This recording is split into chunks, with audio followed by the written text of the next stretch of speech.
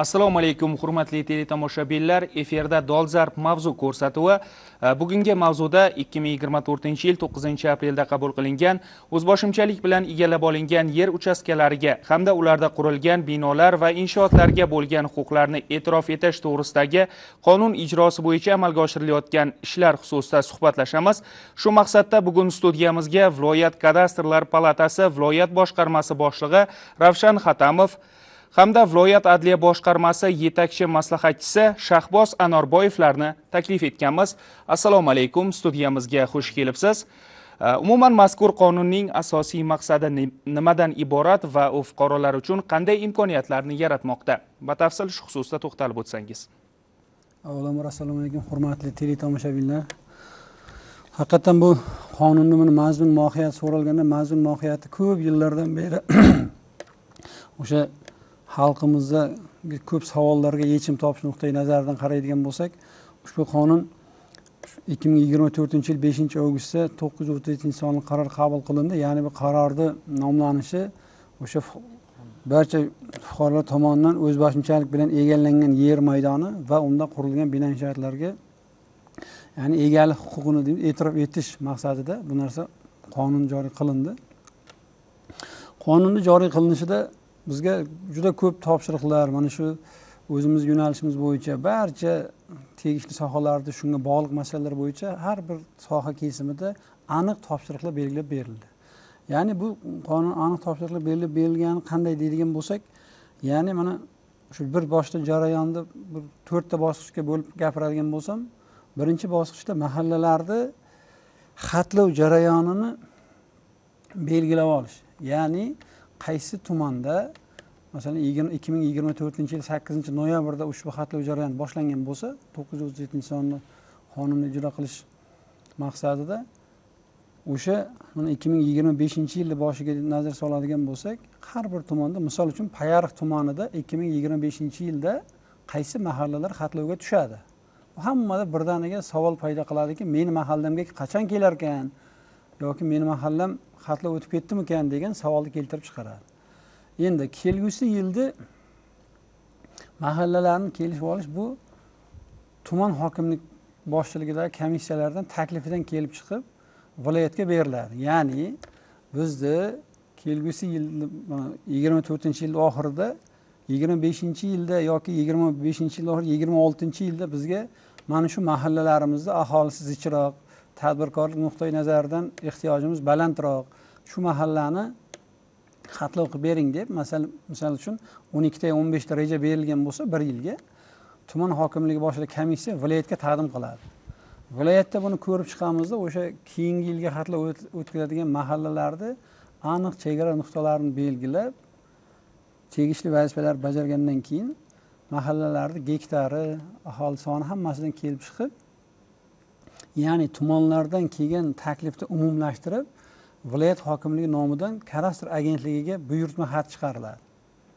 Ya'ni kelgusi yilda bizda shu tumanlarimizda mana shu mahallalarda grafikka qo'yib bering, xatlov jarayoni davom etishi kerak. Endi yil boshidan o'sha mahallalarda birma-bir ro'yxati aniq biz 2026-yilda mana shu mahallalarni xatlovini qilamiz deyiladi. Xatlov boshlangandan keyin, ya'ni birinchi mahallada xatlov boshlanadi. Xatlov boshlanganda mana bizning viloyat bo'yicha 247 ta yaqin xodim biriktirilgan. Har bittasiga 3 tadan bir kunda xatlov qilish rejasi bor. O'sha reja berilgan bo'lsa, mahallaga boradida, ya'ni o'sha ochilgan birinchi mahallani bir 20 ta 30 ta poligoni bo'lishi mumkin. Ya'ni poligon degani 2 ta 4 ta ko'chani tutashgan hududda o'rtada bir 20 ta 15 ta uy bo'lishi mumkin.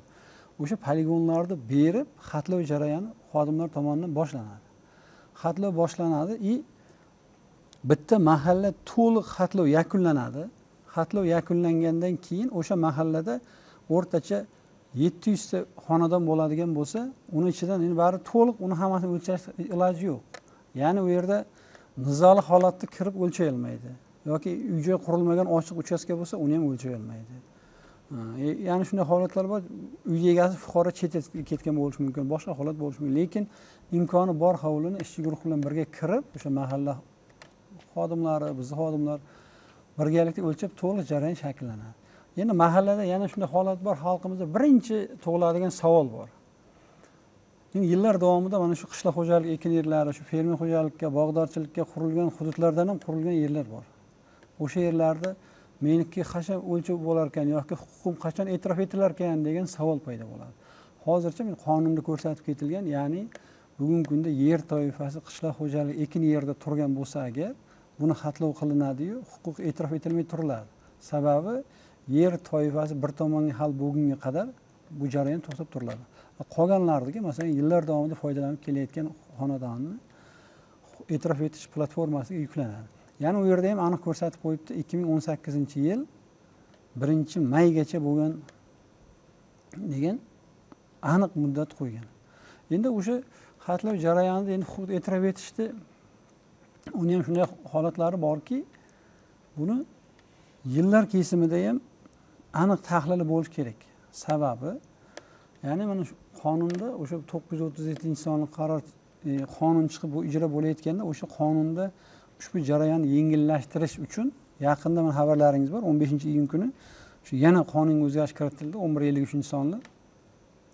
Bu yerda boya aytayotganim 98-yil 1-iyulgacha degan joyimizda, ya'ni 99-yil 1-yanvargacha muddatini uzaytirib berdi. O'sha fuqarolarni boshida uchastkani, yer uchastkasini egallagan holati, qurgan holati bo'yicha. Endi bu yillar bizga nima uchun kerak degan joyi bor. Ya'ni 98-yilgacha qurilgan bo'lsa, o'sha 99 birga qo'shirdi deyapmiz. Shaharlarimizda 6 sotik. Shu tuman markazlarida 12 sotikacha, yoki chekka hududlarda 24 sotikacha o'sha yildan kelib chiqib, muddatdan kelib chiqib, fuqarolarni egallab turgan uchastkasini e'tirof etish belgilangan. Ya'ni 20 yildan oshiqroq vaqt. Ha, endi buni shu jarayonda endi 98-yildan 2018-yil 1-maygacha bo'ladigan bo'lsa, boyagi 24 sotik degan jarayon 12 sotikka belgilanadi. Buni o'sha yillar qurilgan yili boshqa holatlar kelib chiqdi. Endi mana qonun o'zgarishi masalasi bo'yicha hozir yana qo'shimcha adliyaning Shahbozjon ham qo'shimcha fikrlarni bildiradi. Hozirgacha aytadigan raqamlarga murojaat qiladigan bo'lsam, viloyatimizda boshlangandan beri 262 ta mahallada jami 150 mingga yaqin aholi xonadonlari xatlovdan o'tkazildi. Xatlovdan o'tkazilib, buni oldindan endi buni o'z boshimchalik bilan egallangan deganda hamma o'z boshimchalik bilan egallamagan. Oldindan yashab kelayotgan o'zining xonadoni faqat yeriga, maydoniga huquqiy e'tirof etilmagan yoki etilsa ham o'sha arxiv hujjatlarini topolmagan holatlari mavjud. O'shani hammasini to'liq hujjatlashtirish maqsadida qayta qonun ijrosida xatlov o'tkazilyapti. Endi shu masala bo'yicha mana bugun hozir 73 mingga yaqin, o'sha 150 mingdan 50% ga yaqini e'tirof platformasiga yuklandi. E'tirof platformasiga yuklangandan keyin mana undan keyin nima jarayon bo'ladi deyilganda, mana u yerda shunday jarayonki, e'tirof platformasida ya'ni 22 ta tashkilotdan kelishuvdan o'tadi.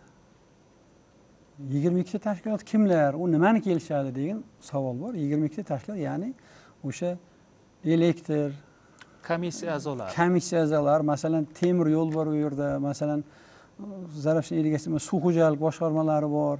Endi bular nima uchun kerak? Kimdir visokiy liniyani tagiga uy qurib olishi mumkin. Ertaga uni belgilangan himoya zonasiga tushib qolsa, uni huquq e'tirof etilmaydi, rad qilinadi. Yoki bir kimdir kanalda, bir soyni yoqasiga qurib olgan bo'lishi mumkin. Bu sel xavfli zonalar. Xavflilik zonasi bor. Yoki temir yo'l, mana temir yo'lda kimdir qurganman-ku deb himoya zonasiga tushib qolib qurgan bo'lishi mumkin. Bu ertaga buni huquqini e'tirof etib qo'ysak, keyinchalik muammo kelib chiqishi mumkin. Xavf tug'dirishi mumkin. Shuning uchun o'sha tomonlarni hammasini hisobga olib, bu xatlov jarayoni ko'pchilik aytadi, juda sekin ketyapti. Yo'q, sekin ketmayapti. Bu tahlil bilan to'g'ri, sifatli bajarilishi shart. O'sha tomonlarni hisobga olib, buni hozir Shahbozjon gapirib beradi. Qolgan jarayonni keyin ruxsat bersalar men davom ettiraman. Mazkur qonunning asosiy maqsadini. Assalomu alaykum, hurmatli teletomoshabinlar. Siz hamkasbim batafsil to'xtalib o'tdilar. Yana bunga qo'shimcha qilib aytadigan bo'lsak, ushbu qonun o'zi bizga nima uchun ishlab chiqilgan, nima uchun kerak deganda, fuqarolarimizdan bu kishi aytganlarda aksariyat fuqarolarda uy joyiga, yeriga egalik huquqini belgilovchi huquqiy hujjati yo'qligi sababli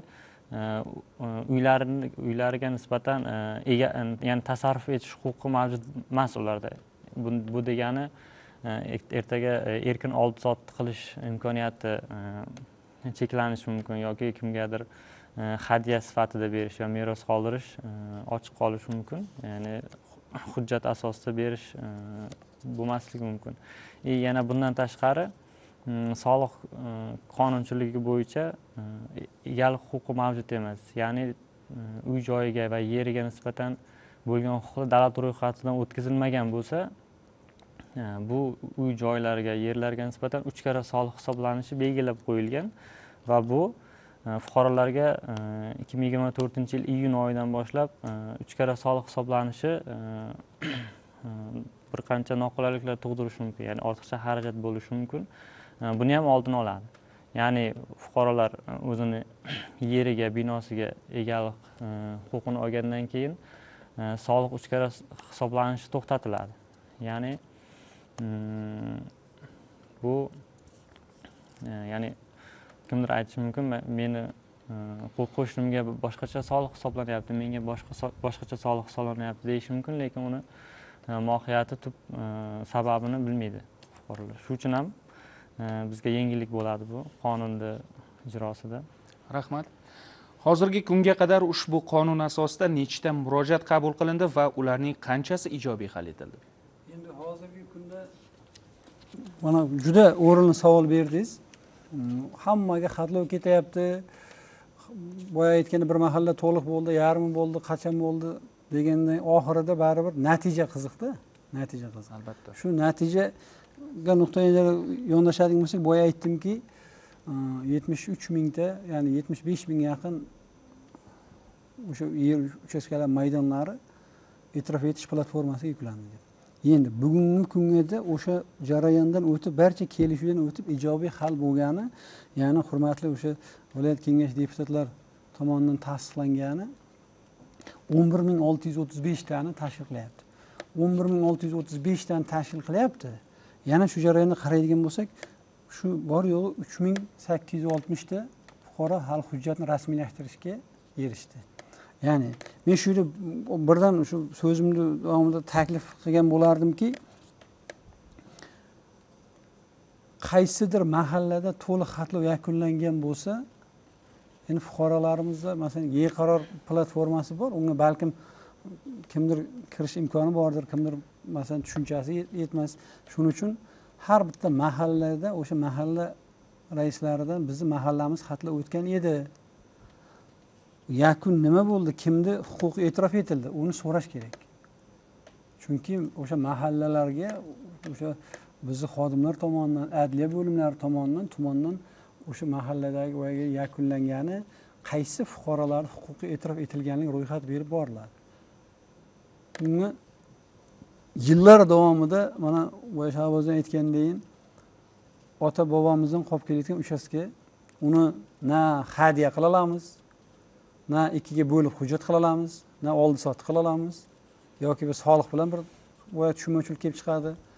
Mana endi hozir yana shunday holatki, bu kadastr hujjat yakuniga yetgandan keyin mana pasport ro'yxatga qo'yish deymiz, propiska tizimimiz bor. O'sha hamma jarayonga bu holat kerak. Demoqchi bo'lganim, bu 12 mingga yaqin fuqaroning huquqi e'tirof etilib qaror chiqib turibdi. Faqat qarorni olish kerakda, o'sha davlat xizmatlaridan olib yoki yig'ini chiqarib qarorni olib, borib davlat xizmatlariga kadastrga murojaat qilish kerak. Meni mana qarorim chiqqan, e'tirof etildi. Ushbu qarorni ro'yxatdan o'tkazib, menga kadastr to'liq hujjatlarimni shakllantirib, ko'chirmamni bering degan murojaat bo'ladi yagona darajada. Kadastrda oldin shu xatlov jarayoni to'liq o'lchangan, chizilgan, hamma ma'lumot turibdi. Fuqaro tomonidan qaror bilan murojaat qilingandan so'ng qisqa muddatda qaror ko'chirma chiqarib beriladi, shu bilan nihoyasiga yetadi. Bu demoqchi bo'lganim, keyingi notarial harakatlarga yo'l ochiladi. Tushunarli. Qonun talablariga javob bermaydigan holatlar qaysilar va bunday murojaatlar qanday tartibda ko'rib chiqiladi? Albatta, bu qonun ishlab chiqilganda e'tirof etish uchun asoslar belgilangan. Misol uchun fuqaro yer uchastkasini egallab olib bino qurgan. Boya hamkasbimiz ta'kidlaganlaridek, hamma fuqarolarga ham e'tirof etish uchun 22 ta tashkilot bor, o'zini tashkilotlari. Tegishli xulosalarni berish kerak. Tegishli xulosalarni berish kerak. U yerda barcha tashkilotlar ijobiy xulosa berilgandagina o'sha fuqarolarga nisbatan huquqli e'tirof etiladi. Ya'ni uy joyiga va yeriga nisbatan huquqli e'tirof etiladi. Agar o'sha vakolatli organlar o'sha 22 tashkilotdan qaysidir salbiy xulosa beradigan bo'lsa yoki o'sha bu e'tirof etish maqsadga muvofiq emas deb xulosa beradigan bo'lsa, birinchi navbatda u salbiy xulosalar qaytadan ko'rib chiqilishiga asos bo'ladi. Ya'ni bitta sodda qilib aytadigan bo'lsak, elektr ta'minoti, masalan, elektroset deymiz o'zimiz. O'sha o'zining muhofaza zonasiga kiradigan hududda fuqaro unga yaqin joyda yoki uni o'sha liniyani tagida uy qurib olgan bo'lsa, ular salbiy xulosa berishiga sabab bo'ladi o'sha tashkilotni va ertaga umuman fuqaroni huquqlari e'tirof etilishi atkazib, ya'ni rad qilib bo'lishi mumkin, rad bo'lishiga sabab bo'lishi mumkin. Bunda qanday bo'ladi? Ya'ni yaqinda qonunga o'zgartirish kiritilgan nima bo'yicha tahrirda aytadigan bo'lsak, bu fuqaroga imkoniyat beriladi, ya'ni o'sha muhofaza zonasida joylashgan binoni ko'chirish yoki o'sha liniyani o'zini ko'chirish orqali o'sha vakolatli organ bilan kelishilgan holda o'sha bartaraf qilinsa, salbiy holat bartaraf qilinsa, ertaga huquqli e'tirof etilishiga asos bo'lishi mumkin. Xuddi shunday boshqa vakolatli organlar bilan ham bartaraf qilish imkoniyati bo'ladigan jarayonlarni olib qaraydigan bo'lsak, huquqli e'tirof etilishiga asos bo'ladi. Umuman hal qilib bo'lmaydigan muammolar kelib chiqadigan bo'lsa, misol uchun bugungi kunda mana xatlov jarayonida fuqarolar uy joy qurib yashab kelyapti, lekin uy joyi qonun talabiga asosan 2015-yil 1-mayga qadar qurilmagan bo'lsa, misol uchun 2020-yil qurilgan bo'lishi mumkin, 21-yillar qurilgan bo'lsa, unda Uskosmos, ya'ni raqamli texnologiyalar agentligi huzurida Uskosmos agentligi bor. Shu vazirlik huzurida o'sha Sputnik orqali surat taqdim qiladi 2018-yil 1-mayga yaqin. O'sha 1-may holatiga o'sha asosida yoki uy joyiga huquqli e'tirof etiladi yoki atkaziladi, o'sha muammo o'sha binolar va inshootlarni qonuniylashtirish jarayonida fuqarolar eng ko'p qanday muammolarga duch kelyapti? Endi fuqarolarda hozir aytgan bir yaxshilab shu yerga e'tibor qilsin-da. Mana huquqni e'tirof etish yer mulkka aniq belgilab qo'yildi 2018 1-maygacha. Endi hammalar savol tug'iladi. 2018 1-maygacha qurilganligi qanday bilyapti ular? degan savol. O'sha jarayonda hozir aytib o'tdi, raqamli texnologiya Uskosmos degan respublika tashkiloti bor, viloyatlarimizda hozircha yo'q. O'sha elektron tizimda aniq ko'rinib turibdi. Qaysi yil qurilgan, qachon egallangan yer maydoni, bu birinchi masala. Ikkinchisi, boya gapim boshida aytib o'tdim, agar bugungi kunda yer toifasi qishloq xo'jalik ekin yerda turgan bo'lsa, qaysidir fermerga yoki bir emchisiga tegishli bo'lib, u farqi yo'q, bog'dorchilik bo'lishi mumkin, lalmi yaylov bo'lishi mumkin yoki boshqa sug'orib haydaladigan ekin turida bo'lishi mumkin. O'sha jarayonlarda hozircha huquq e'tirof etilmay turadi. Yana shunday holatlar bor. Endi bu soni unda ko'p bo'lmasligi mumkin, nizoli holatlar. Ya'ni boyagi uchastkani, o'sha yer maydonini huquqini e'tirof etishga oilaviy nizolar yoki qo'ni-qo'shni bilan nizo bo'lib turgan joylarida o'sha nizo bir tarafga bartaraf etilguncha uni huquqi e'tirof etilmay turadi. Chunki bir tomonga yechim bo'lmasa, ertaga baribir bu boshqa jarayonlarga tortib ketishi mumkin. Shuning uchun hozir aytganimizda mana fuqarolarga yana aytayapman, bu jarayon, bu katta jarayon. Viloyatimizda mana umumiy 1 millionga yaqin ko'chmas mulk obyekti bor deydigan bo'lsak, o'shandan 300 mingga yaqini ko'p qavatli uylar. Ko'p qavatli uylar bo'ladigan bo'lsa, endi yana bir 300 mingga yaqini noturar binolar. Endi bizda shu 450 ming atrofida huquqi e'tirof etilmagan yakka tartibdagi o'sha belgilangan servitutlardan foydalanib kelayotgan fuqarolarimiz mavjud. O'shani bosqichma-bosqich mahallada jarayon amalga oshirilyapti. Ya'ni bu borib mahallada o'lchab kelgandan keyin buni to e'tirof dasturiga yuklab, uni huquqni e'tirof etishga olib borguncha bu juda ko'p chig'iriqdan o'tadi. Sababi ertaga huquqini e'tirof etib qo'ygandan keyin orqaga qaytish masalasi.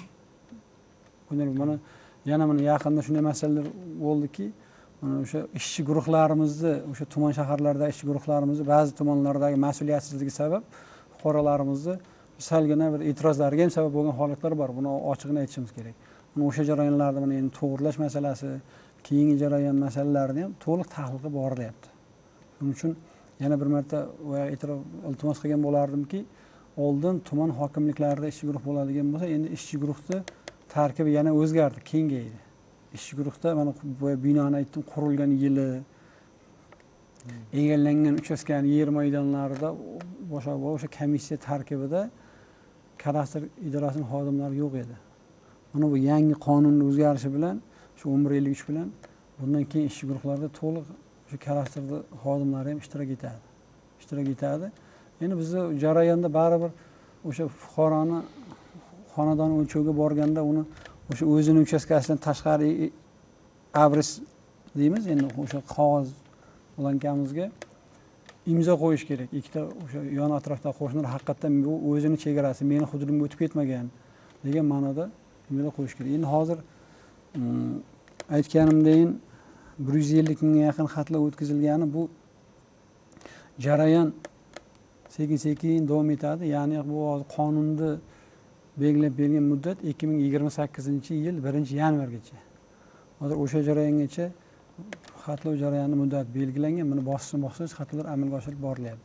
Faqat bu aytganimizdek, bu jarayonni juda tezlashtirish masalasida ko'p o'ylanib takliflar o'rtaga tashlanyapti.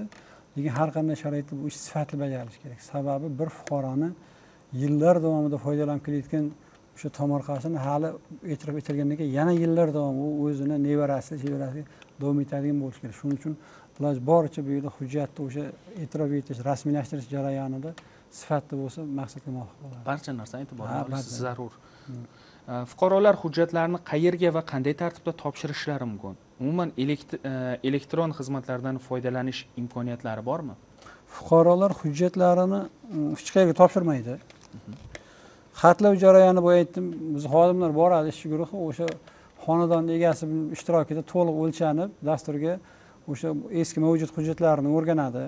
Fuqaroni o'sha pasport ma'lumotlari, ism, familiya, otchestvolari to'g'ri bo'lishi kerak. Hammasi, chunki dasturga uni huquq e'tirof etilyapti, to'g'ri kirish kerak. O'sha xatlov jarayoniga borganda fuqaroga uchrashiladi mahallada, ya'ni o'zini xonadonida. O'sha to'liq jarayon o'sha yerda shakllanadi, o'sha bo'ldi u. Ana undan keyin boyagi kelib e'tirof kameral ishlar bajarilib, e'tirof dasturiga yuklanadi. E'tirof dasturida kelishuvdan to'liq o'tgandan keyin bu adliya bo'limlari uni ko'rib chiqadi. Shu e'tirof etish huquqi maqsadga muvofiq emasligini. Ana undan keyin maqsadga muvofiqlik belgilangandan keyin xalq deputatlar kengashiga, viloyat kengashiga kiritiladi. O'sha huquq e'tirof etish. Shu navbatdagi sessiyalarda belgilangan tartibda o'sha hurmatli deputatlarimizni o'sha ovozga qo'yish jarayoni bilan bu narsa huquq e'tirof etiladi. Huquq e'tirof etilgandan keyin, ya'ni qaror tasdiqlanadi. Xalq deputatlari keyin qaror. Endi qaror tasdiqlanganda buradan 500 ta, 1000 ta fuqaroni huquq e'tirof etiladi. Endi har bir qaysidir tumandan 10 ta, qaysidirdan 50 ta, qaysidirdan 100 ta fuqaro elektron xabardor qilinadi. Ana undan keyin huquq e'tirof etilgandan keyin fuqaro o'sha xatlov jarayoniga borgan telefon raqamini bergan, har bir SMS boradi. Huquq e'tirof etildi. Agar bormay qoladigan bo'lsa, boya aytdim, shu mahalladan bilish mumkin, kadastrdan, adliya bo'limlaridan bilish mumkin. Ana endi qarorni oladida, qarorni bergandan keyin o'sha o'zining qarori bilan davlat xizmatlariga borib yoki mail orqali kadastrga elektron murojaat qiladi. Murojaat qilgandan keyin to'liq hujjatlar shakllantiriladi, ro'yxatdan o'tkaziladi. Ro'yxatdan o'tkazilgandan keyin fuqaro yana mail orqali o'zini kadastr ko'chirmasini oladi. Ish nihoyasiga yetadi. Qonun ijrosi davomida aniqlanayotgan asosiy kamchiliklar va ularni bartaraf etish bo'yicha qanday choralar ko'rilyapti? Endi baribir ish davomida kamchiliklar, nimalar uchrab turadi. Ha, bu boya aytganimdek qonunda men boshlang'ich tomondan aytsam, o'sha o'zim qolgan davom ettiradi. Qonunda ijrosi haqiqatan raqam katta. Bu yerda o'sha texnik xatolik ketishi mumkin. Ya'ni o'sha keyingi bartaraf etish jarayonlari bor. Manzili xato kirib qolgan bo'lishi mumkin. Yoki boyagi fuqaroning ism familiyasidagi holat xato kirib qolgan bo'lishi mumkin. Yoki boyagidek tushunmovchilik bo'lib o'sha himoya zona dedik. Yoki boshqa holatlarni hisobga olib, qonun belgilangan tartibda agar kamchilik aniqlansa, bu e'tirof etishgacha bo'lganda adliya tomonidan bu narsa belgilangan tartibda ko'rib chiqiladi. O'shanda unisini aytib bersangiz. Marhamat. Qonun yuzasi endi qonun ishlab chiqildi, ijroga qaratildi, uni ijrosi yuzasidan ishlar amalga oshirilayotganda bilindi qanaqa kamchiliklar bor. O'zi qonunda o'zida ham qandaydir bo'shliqlar bo'lgan bo'lishi mumkin. O'shalar bo'yicha qonun kuchga kirgandan, ya'ni 2024-yil noyabr oyidan beri takliflar yig'ildi. Takliflar yig'ilib, ya'ni bu xatlov jarayonida ham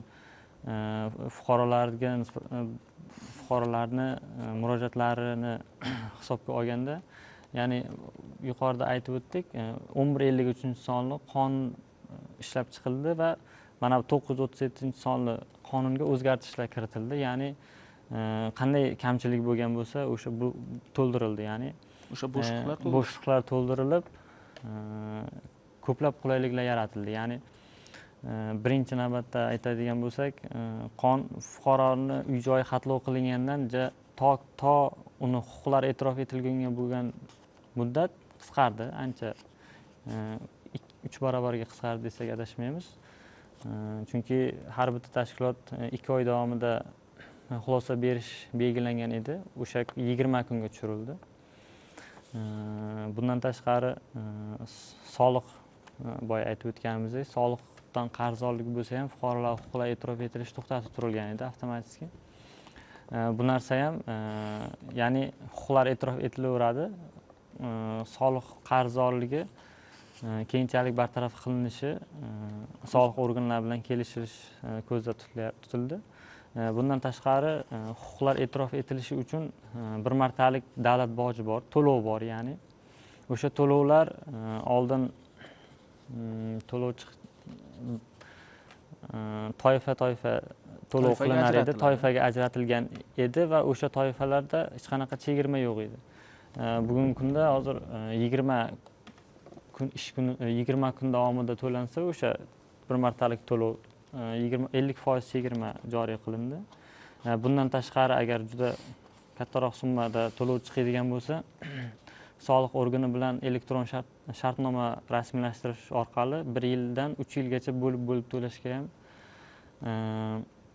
imkoniyat yaratildi. Chunki bu yerda ortiqcha egallangan yer maydonlar hisobga olingan. Chunki fuqarolarga 10 million, 20 milliongacha to'lov chiqish nimalari bor. Bundan tashqari asosiy yana o'zgarish, fuqarolarga xatlov bo'lgandan keyin 3 karra soliq hisoblanib, 3 yillik orqa davrga, ya'ni o'sha soliq kodeksi bo'yicha 3 yillik orqaga undirilayotgan edi. O'sha undirilayotgan soliqlar to'xtatildi. Ya'ni 2020-yil va 2024-yil iyun oyigacha davr oralig'idagi 3 karra hisoblangan soliqlar bekor bo'ldi. Bu qayta hisob-kitob qilinishi nazarda ko'zda tutilyapti. Ma'lumotlar uchun rahmat.